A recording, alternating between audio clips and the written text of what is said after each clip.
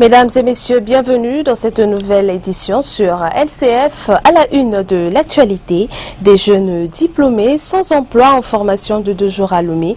Formation organisée par le Fonds d'appui aux initiatives économiques des jeunes pour promouvoir l'entrepreneuriat. Et puis, hors du Togo, mobilisation générale en Israël pour retrouver 3 jeunes disparus depuis jeudi soir. Le Hamas est mis en cause. Bonsoir à toutes et à tous. Le Fonds d'appui aux initiatives économiques des jeunes a organisé une formation de 2 jours à l'endroit de quelques jeunes diplômés sans emploi. Cela s'est tenu vendredi et samedi. L'idée est de donner à ces jeunes les rudiments nécessaires pour leur permettre de créer leur propre entreprise. Samuel Niawi. Le meilleur moyen de trouver un travail, c'est de le créer soi-même.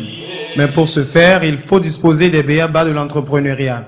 C'est la raison qui a rassemblé tous ces jeunes vendredi et samedi dernier. Ils ont une chose en commun, ils sont tous diplômés sans emploi, mais se sont inscrits au programme d'appui technique et financier du FAEJ, le Fonds d'appui aux initiatives économiques des jeunes. Et c'est pour les amener à trouver et mettre sur pied des idées ingénieuses que le FAEJ a décidé de leur faire cette mini-formation. Il a été question pendant 2 jours d'amener des jeunes diplômés sans emploi qui ont décidé de s'inscrire dans la création de leur propre entreprise à trouver des idées innovatrices, des idées ingénieuses d'entreprise.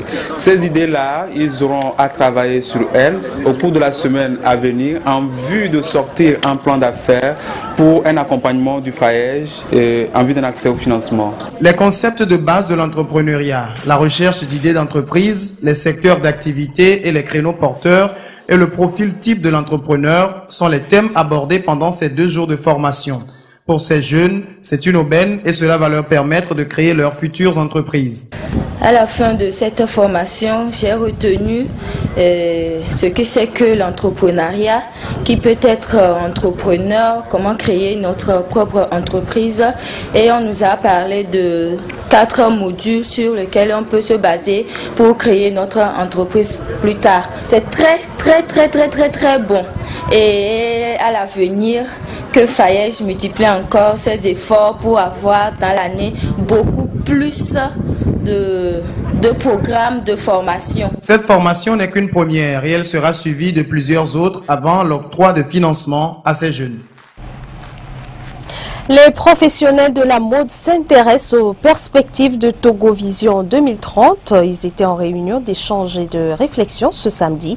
Première du genre, cette rencontre devrait permettre d'inscrire la coopération des stylistes et créateurs de mode dans une nouvelle dynamique. Reportage Ida Aziadoufan.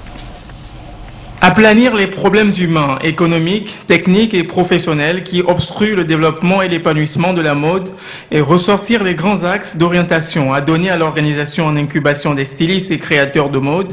Voilà les 2 raisons principales qui sous-tendent cette première rencontre des professionnels de la mode du Togo. Cette rencontre va permettre d'instruire ces professionnels sur les défis à relever afin de réussir le pari d'une vision claire et définie qui prenne en compte toutes les aspirations de la société togolaise. J'ai remarqué que nous avançons en rang dispersé.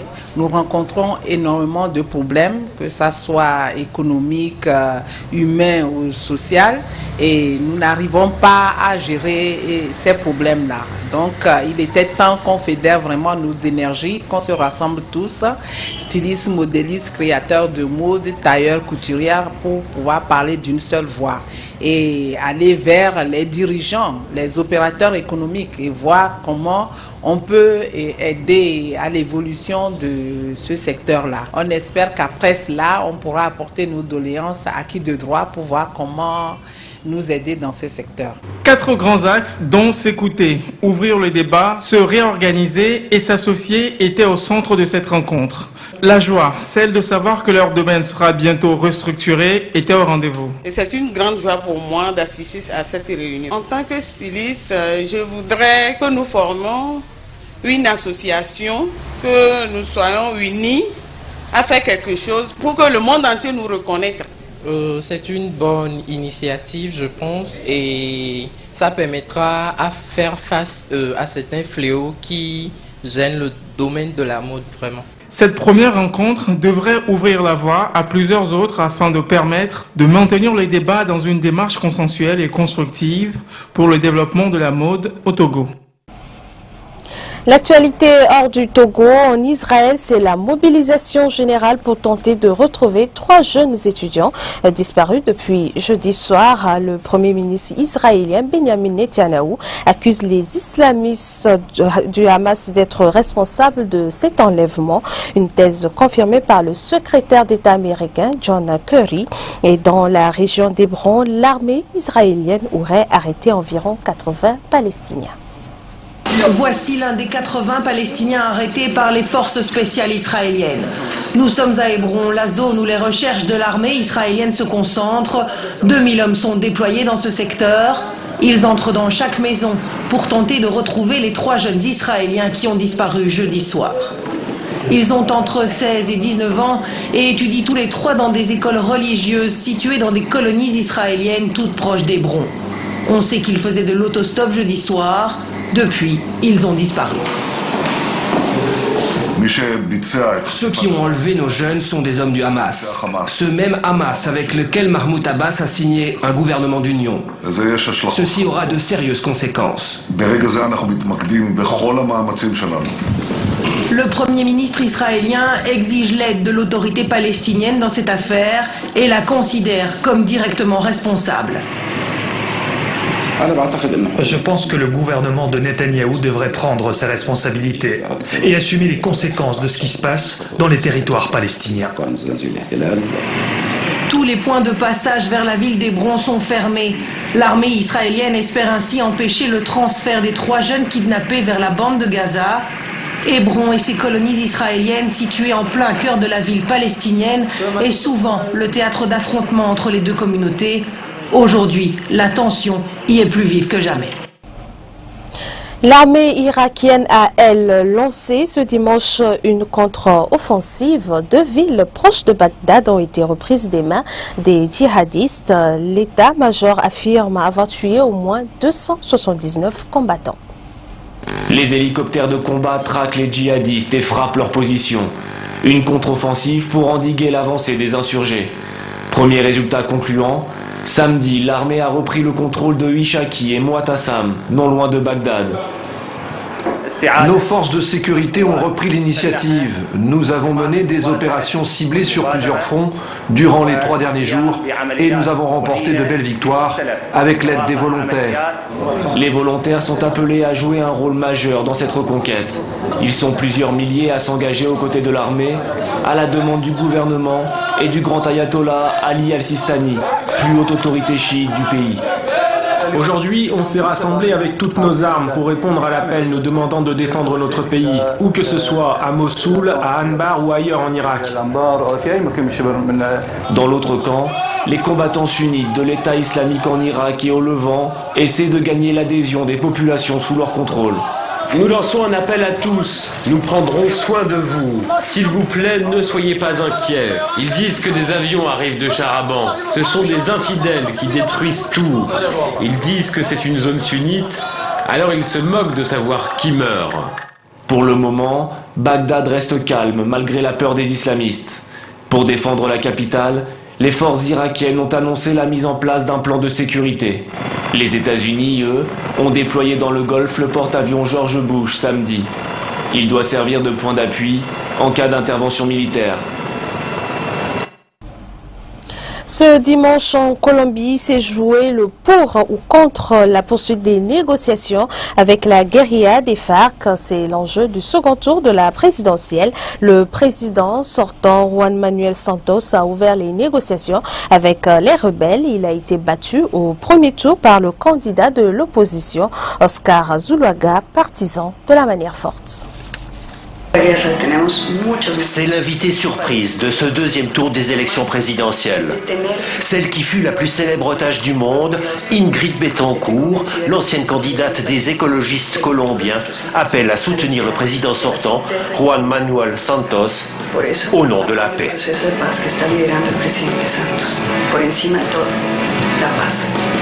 Pour les progressistes colombiens, le président Santos a le mérite d'avoir entamé des négociations de paix avec la guérilla depuis 18 mois. La Havane abrite des discussions entre les autorités de Bogota et les FARC. Les FARC, la plus vieille guérilla du monde qui vient de fêter son demi-siècle d'existence et qui se dit prête à mettre fin à l'interminable guerre civile qui ensanglante la Colombie. 250 000 morts, 25 000 disparus et 5 millions de déplacés. Candidat de la droite favorable à la paix, le président Santos est menacé par un postulant d'extrême droite, partisan de la manière forte avec la guérilla, Oscar Zualoaga.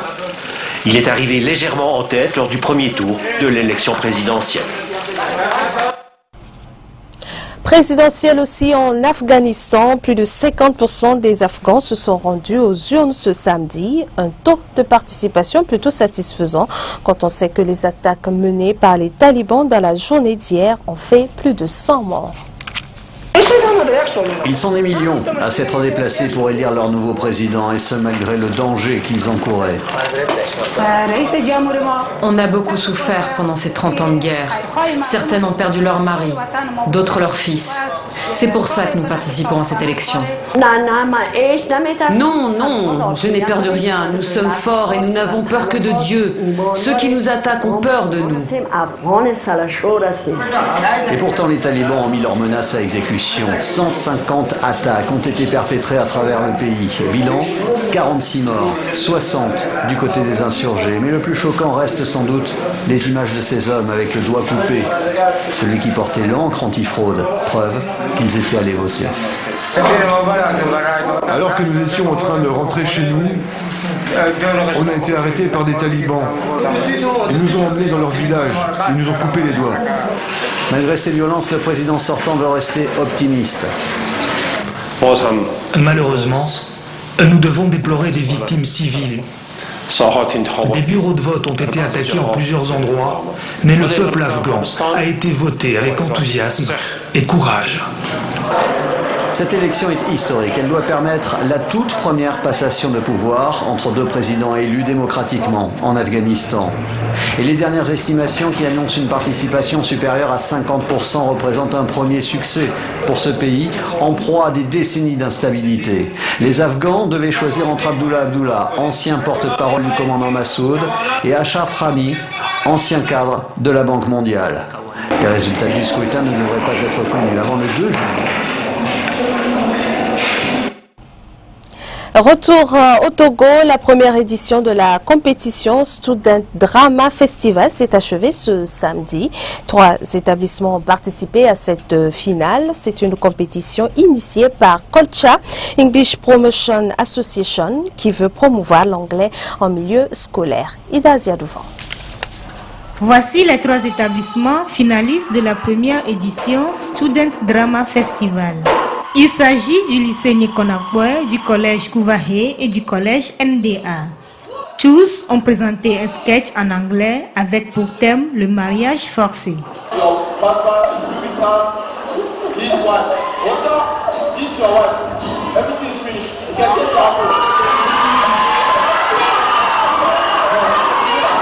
Après délibération, c'est le collège Kouvahe qui remporte le premier prix, suivi respectivement du lycée Nikonakwe et du collège NDA. Il est à dire que les 2 écoles qui ont occupé la 2e et la 3e place n'ont pas aussi démérité, mais il se peut que dans un concours, il faut toujours occuper une première place qui a été donnée à Kouvahe.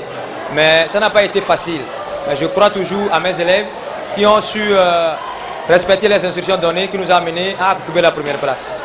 Student Drama Festival est une compétition de sketch en anglais organisée à l'endroit des établissements scolaires afin de promouvoir en leur sein cette langue qui s'impose aujourd'hui à tout le monde.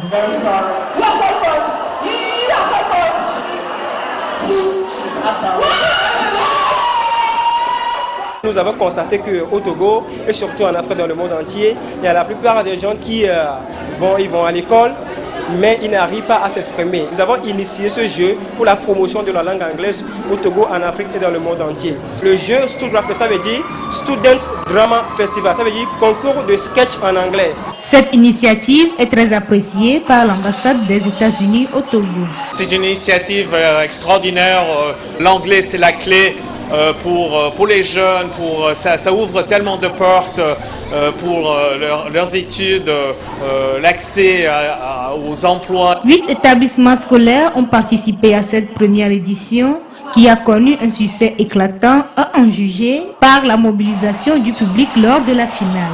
Le rendez-vous est pris l'année prochaine pour la seconde édition.